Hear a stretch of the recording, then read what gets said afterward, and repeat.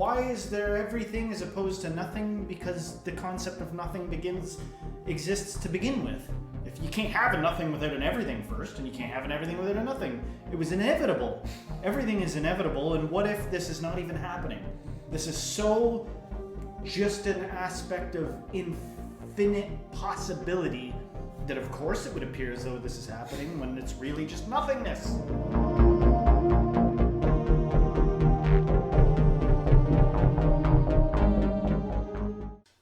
Welcome, modern day mystics, fellow truth seekers. James and Justin back at it again.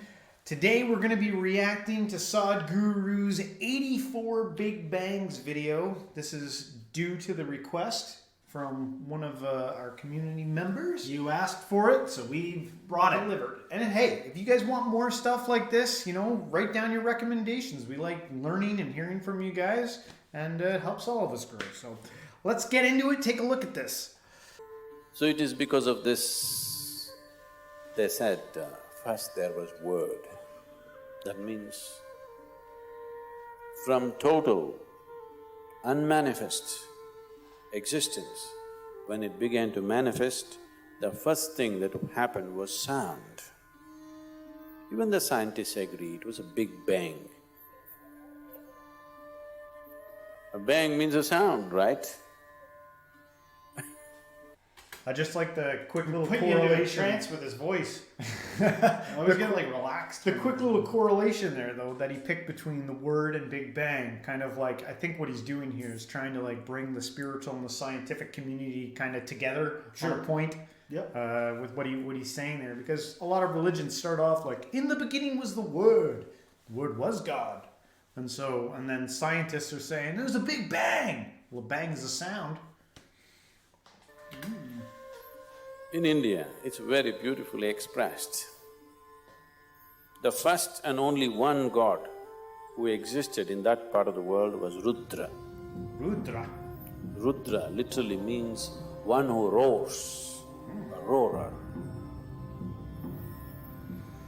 So why they called him Rudra is, that is the beginning of creation, because it's a roar. The scientists call it a bang. See, again, I can see what he's doing here. He's trying to bring them together through the roar and the bang. And I think that's good. Trying to build a little bit of like, you know, come on guys, like I know we have different beliefs and systems and stuff, but like there's not that different. Sound, bang, there's no reason we can't kind of get together and kind of like, you know, maybe we can put something together here. Now, the scientists are withdrawing that bang theory, that one Big Bang theory, and they're saying there were a series of bangs. So one very popular physicist right now, who's written very popular books, recently he wrote a book, I didn't read this, I met him. He wrote a book called Endless Universe. Yes, Endless Universe. Always science has believed that everything has a beginning and an end. Now physicists are talking about an endless universe. I don't get that, even in the scientific realm of like saying that everything has a beginning and an end. But in my mind, like I've heard that and I understand what you're trying to communicate through that, but I've never been able to get past the part where it's like, okay, but what's on the other side of that? Like if you said the universe had an end, well, what's on the other side of the end? Is it just whiteness, and is it infinite whiteness? Because that's not an end, that's just infinite whiteness.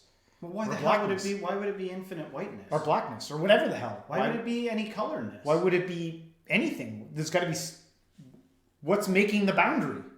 What if there is no boundary? What if this whole thing is a strange loop? You know what a strange loop is? Yes, yeah. Something with no, the beginning is the end. The beginning is the end, is the beginning is the end, is which infinite. It's another problem there though, isn't there? Well, not really though. You know, why is there everything as opposed to nothing? Because the concept of nothing exists to begin with. If you can't have a nothing without an everything first, and you can't have an everything without a nothing, it was inevitable. Everything is inevitable, and what if this is not even happening? This is so just an aspect of infinite infinite possibility that of course it would appear as though this is happening when it's really just nothingness. So I don't even know what I'm saying. It's a lot to chew on. I don't even know what I'm saying. The yogic system has always been talking about an ever-expanding universe. For the first time, top-level physicists are beginning to recognize that there is no beginning and an end. It is an endless universe. It is a popular theory going on right now among the scientific community that universe may be endless. So when I was in conversation with him, I asked him, is it possible that it was not a bang, but it was a roar, a continuous roar? He thought about it, he looked at me. Sure, why not? Why would that be what you say? Sure, you want to call it a roar rather than a bang? Sure, let's go with it. You keep saying bang, but it sure wasn't a roar. I'm getting mesmerized by the cool music going on in the background. Yeah. Many things, and then he said, it's possible. Maybe it was not just a bang, it was a roar. It didn't happen in one instant. No. It roared for a certain length of time, and slowly creation began to happen. So the first form, the first god was known as the roarer. Rudra means the roarer. So I asked, how many times do you think he could have roared? He said, we cannot say. We cannot say because we have no way of knowing how many times, but obviously he's roared more than one time. Obviously, that's why I get the hang-up sometimes. I'm like, all this stuff is that… Are you sure this isn't repeating? Like, I'm positive. of this I'm positive it's not repeating. And then I asked him if it was a bang. And then I said, what if it's a roar? But then he said it's bangs, and I said roar. Like… I'm getting mesmerized. I'm a little lost. No, he's just talking about… He's asking him if it roared. He was saying within the scientific community that it roared multiple times or big banged multiple times, and he's saying, well, how many? And he's saying, well, we can know for certain that it happened many times, but we can't know how many times it's happened. And that's when like my bullshit-o-meter goes off, and I'm like, how do you know that? How do you know that it big banged to begin with? On both sides, on the Sadhguru side and on the scientist side, my bullshit-o-meter's like going crazy. So like, I'm like, how do you know this? But like, again, this is part of the journey, is just listening through this shit and learning to like try and piece it together. I'm picturing a bullshit-o-meter just like… But anyway, let's keep it going. Then I said, someday, if your research takes you there, keep this as a guide point. We're gonna get somebody commenting like, you two are demons! Stop desecrating our beloved. I'm not trying to, man. Yeah. He has roared 84 times. How? He asked, how do you know? On what basis are you saying? I said, by looking into my system, I'm saying, There you have it. creation has roared 84 times. I thought… And it will roar further, many more times. A maximum of 112 times it will roar. When it roars the last time, then there will be no beginning and end, it will be a perpetual creation. If I ever approached anybody with this story about creation being a roar and that we got like a few more roars left, they'd be like, what the F are you talking about? I'm concerned, Justin, I'm worried. I was like, no, like it's a roar, you know? But… How did you come to that conclusion? I looked within, and that was where… But you know… I only got 26 roars when I looked within. So what am I supposed to do? That's not right. That's not the right amount of roars. No, but like Sadhguru, okay, when you go to a comedy club, like you're primed to laugh. You're looking up at the comedian. He's usually wearing, maybe he's wearing some silly clothes or something like that. And you're like, this is where you go to laugh. And when Sadhguru talks, he's dressed like a guru, I assume. And there's all these things to prompt you to like, okay, he's talking about roaring. He's talking about some roaring around here. I know this is all right.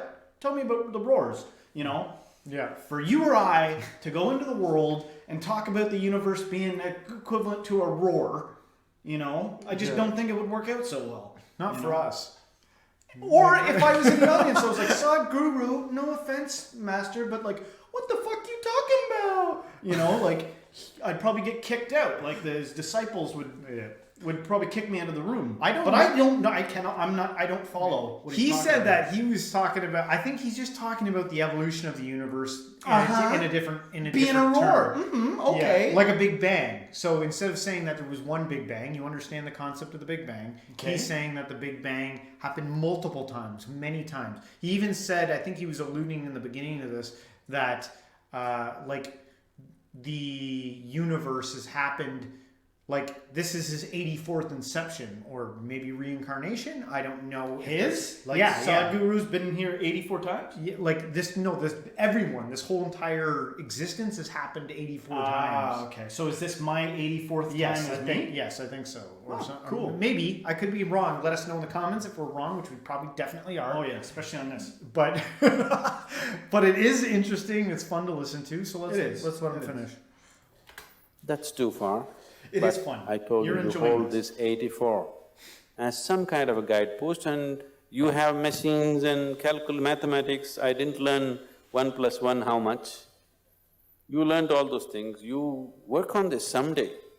Someday if you arrive at a number, you will arrive at this number. It will be 84. How is this possible, he asked. I said, see, if you cut a tree today, people look into the rings of the tree and talk about, in the last 1,000 years, when a drought happened, when excessive rain happened, when a fire happened, everything, right?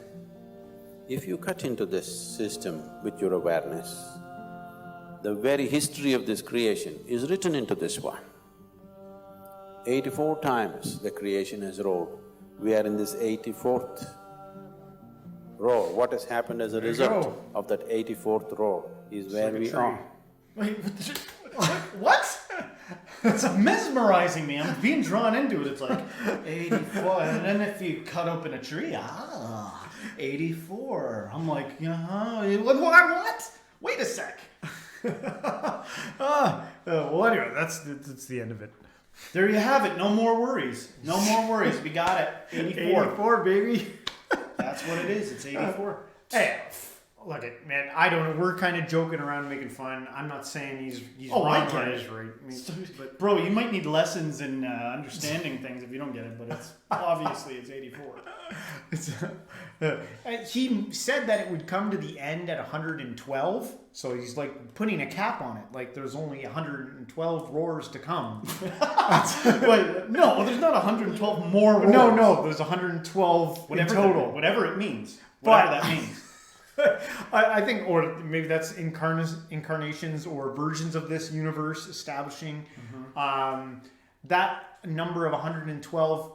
Someone, in the comments telling me if I'm wrong about this, but I think it has to do with energy levels and chakras. Like really, like we say there's 7 chakras, but I think when you break it up, all the chakras apart, I think there's something like 112. Oh, And cool. so- That's kind of an interesting... So I don't know if that's where he's going with that, or if it has, and I could be wrong about that, but that just came to mind for some reason when I was looking at chakra stuff.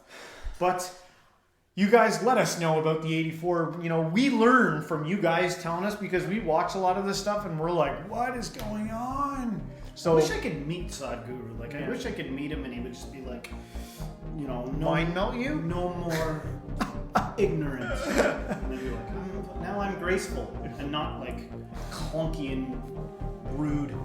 Let us know, folks, if you like this episode. Don't forget to hit the like, subscribe, share with a friend, and everybody until next time, Stay spiritual.